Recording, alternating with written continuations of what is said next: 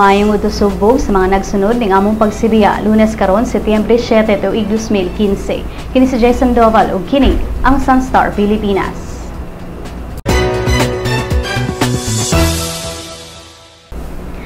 Daghan ang nagka-interes sa gikatakdang importanteng anunsyo nga ipadayag ni Davao City Mayor Duterte karong hapon sa Grand Mensing Hotel. Pipila ka mga netizens na ang nipadayag sa ilang mga pagpangagpas.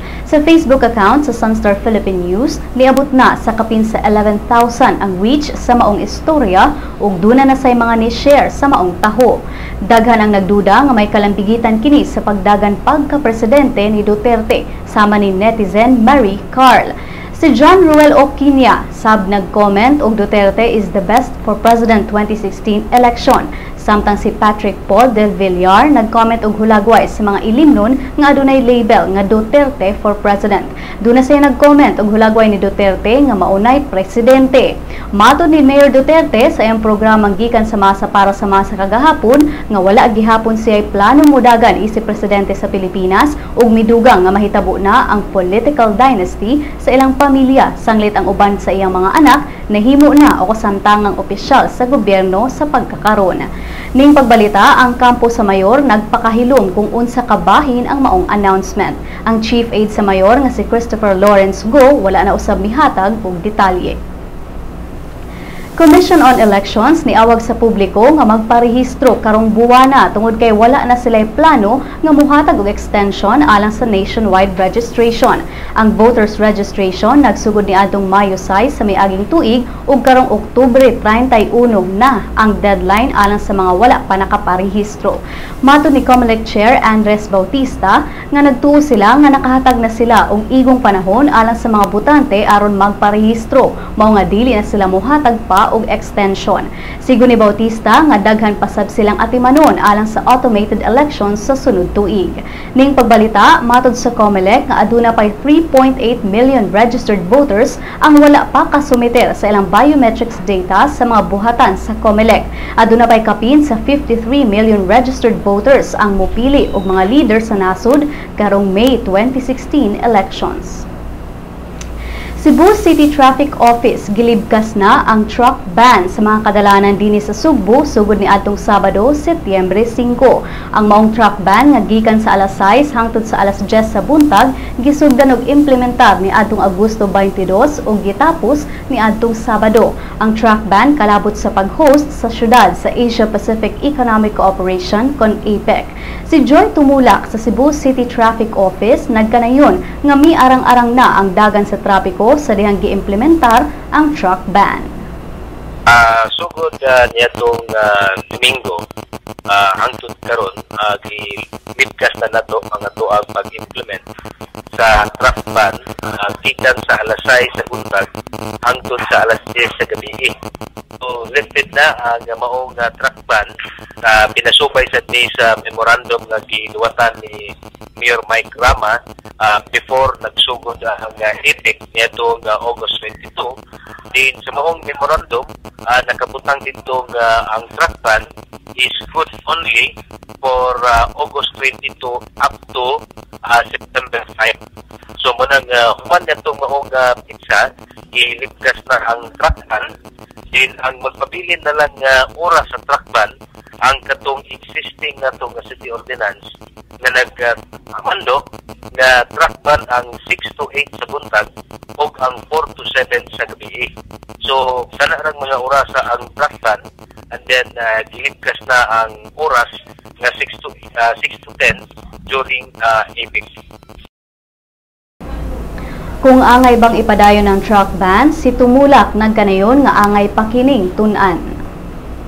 Sa initial assessment, dako kayo o natabang ang pag-implement sa truck ban diyan sa ceremonial route during epic. So regarding sa pagtata o ipakayot ba ang noong pag-truck ban, upos paghihapon tinikaroon sa pagtuon, then ikinahanglan sa ng konsultasyon gikan sa nagkalain ng mga sektor sa mapanagitan ining sa Cebu truckers, ining mga negosyante o dias may pagtanad. So ikinahanglan kayo ang consultation. Unya right after sa consultation ikinahanglan sa yun na doon nagyoy regarding sa Ang mga kalihukan sa APEC atuan na tanan karon sa Mactan Island. Ang mga meetings dinhi sa Sugbo na humana ni adtong Sabado. Nagkadaghan ang mga lumads nga nibakwit gikan sa ilang mga komunidad dito sa Surigao del Sur human sa gingong pagpanghara sa usa ka paramilitary group. Ang mga manobos nga nibakwit gikan sa ilang ancestral lands misaka na gikan sa 362 ngadto sa 445 nga gilangkuban sa mukaba 2,236 ka mga tawo. Si Surigao del Sur Governor Johnny Pimentel kasamtangang nakigtagbo sa mga partidong apektado aron masulbad ang kagubot dito sa lungsod sa San Miguel, San Agustin ug Tago. Mokabat 20 ka mga lumad communities ang nagpuyo niining tulo ka mga lungsod sa Surigao del Sur. Nagsugod og pamakwit ang mga lumad sa dihang gipatay ang tulo ka mga lumad leaders sa grupong naila nga Bukales Bandit Group. Ang tulo mao sila si Emerito Samarca, Dionel Campos ug Dato Belio Sinzo. Sa pagkakaroon, ang mga lumad nagpuyo sa Provincial Sports Center sa Surigao del Sur din usab gihaya ang lawas sa tulo ka mga lumad leaders. Mga militanteng kongresista ug netizens mireak sa hitabo sa Surigao. Ania ang ilang reaction sa Twitter.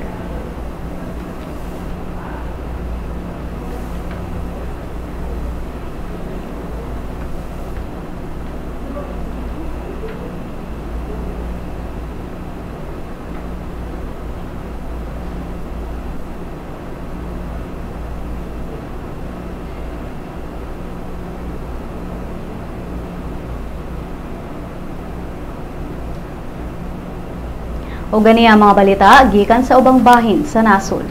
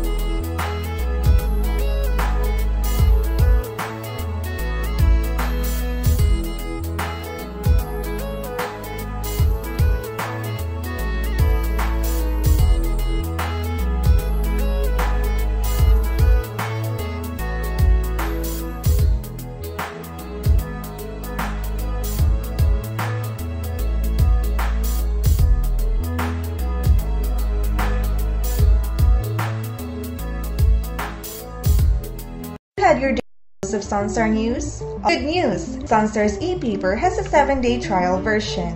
You can now check on the recent headlines on your desktops, tablets, or smartphones. From the hottest news to the latest updates on any publication. You may register with the following steps. First, go to the website www.sunstar.com.ph. Click the e-paper button on the upper right corner of the page. Click the subscribe button of the new user icon. Fill in the required field of information for registration. Once you're done, don't forget to mark the I have read and agreed to the terms of use and the privacy policy. Click Next. Step 2 will let you choose your type of subscription. Since you're subscribing for the free version, click on the Sun.Star Cebu free trial. Click Next. The end of the registration will lead you to the page of today's headlines. Enjoy your 7-day free trial subscription. For more information, visit www.sunstar.com.ph. Welcome to the newest member of the Sun.Star family, My Sun.Star, a mobile application that allows you to remove all the online clutter and focus on what you want, what you need. To enjoy our latest edition, you must have an Android device, a mobile phone or tablet. Go to the Google Play Store, type My Sun.Star in the search box. Click on Search. Once brought to the application, click on Install. Wait. When download is complete, click Open. You will be brought to the login page. You may use your Facebook or Google Plus account to register. If you are already logged into your Facebook, registration is automatic. Next, select your interest. Click on at least 3 categories and at least 1 location like Cebu or Davao or any of the cities in the Sun.Star network. When you're done, click on Done. Great selection! If you do not select any category or location, you will automatically be brought to the News Bits section, where you can find, in one glance, a list of news of the day that you should know. If you have selected your interest, the News Bits will be the first list, followed by different categories that you chose. This way, you do not see all the other news and articles that will not be relevant to you. What you see is what you want. If you want to add more categories, click on the menu icon on the top left. Choose My Interests. Select again. You will also see in the menu information prepared specifically for the mobile app. These are Lotto, classifieds on jobs and properties, and obituaries. What makes My Sun.Star different from the Sun.Star website and the responsive mobile site is its customization feature. You be the judge of what is news to you. This app will also be available soon on the Apple Store, so those with iPhones and iPads can enjoy My Sun.Star. Thank you! 10 high school teams, 7 college squads, 2 divisions, fighting for the championship crown. Who will reign sa Southfed 2015? Watch every game live at www.sunstar.com.ph.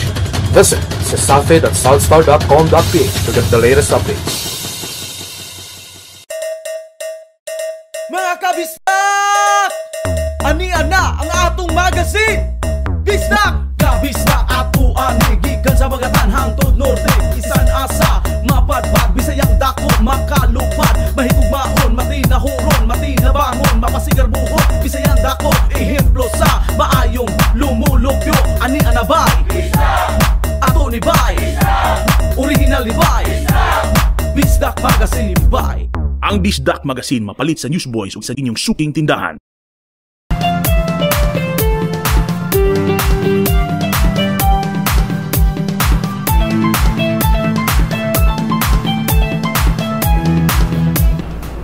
Cosmopolitan hunks ni Rampa gikuninitan. Ang detalye sa Showbiz Chika ni Miley Jade Serineo. Harampas sa 69 ka mga hottest men sa Pilipinas gikuninitan sa mga kababaihan ug sa mga ladies at heart niadtong Sabado atol sa gipahigayong Cosmo Bachelor Bash sa Pasay City. Ang SM Mireak Concert Grounds napuno sa syagit ug pagmaya atol sa pagrampas sa mga Cosmo hangs na nitanyag pa og mga gimmicks sama sa free hug. Nanguno sa mga Cosmopolitan Magazine's list of celebrity centerfolds mao ang actor model na si Daniel Matsunaga, ang boyfriend ni Erich Gonzalez. Waasag mapauwahi si JC Vera nga midulgid sa iyang mga fans aron makig-shake hands. Apil sab sa mga Cosmo hanks nga mirampa mao sila si Alma Magulona, Derek Monasterio, basketball players Jens Natal ug Ryan Arania, ug mga models nga sila Aguinaldo, Chris Viray, Amadeo Leandro ug Clint Bondad. Naapil sab sa outdoor part sila si Benjamin Alves ang naapil sa Cosmo Celebrity List sa miaging tuig, si Enzo Pineda, Alex Castro ug Alex Medea. Ug kini si Miley Jade Serineo alang sa Showbiz Chika. Alang sa uban pang Showbiz Chika, bisitaha ang celebrity.sunstar.com.ph o i-follow po sa Twitter at Sun.Star Showbiz. Sa Lotto results, walay nakadaog sa mga premyo sa 658 Ultra Lotto o sa 649 Super Lotto sa mga bula kagabi. Bulahon unya ang 655 Grand Lotto o 645 Mega Lotto. Ania ang balor sa dolyar gikan sa Bangko Sentral ng Pilipinas. Musunod ang kapalaran gikan sa Sun.Star Super Balita.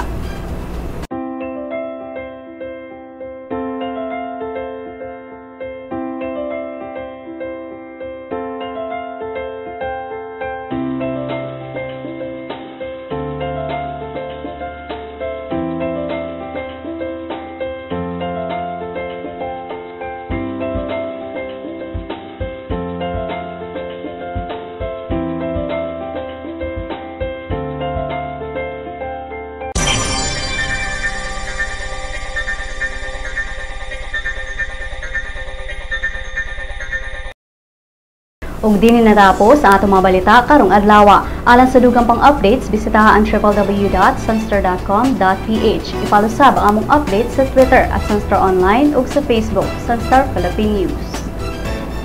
Kini si Jess Sandoval ug kini ang Sun.Star Pilipinas.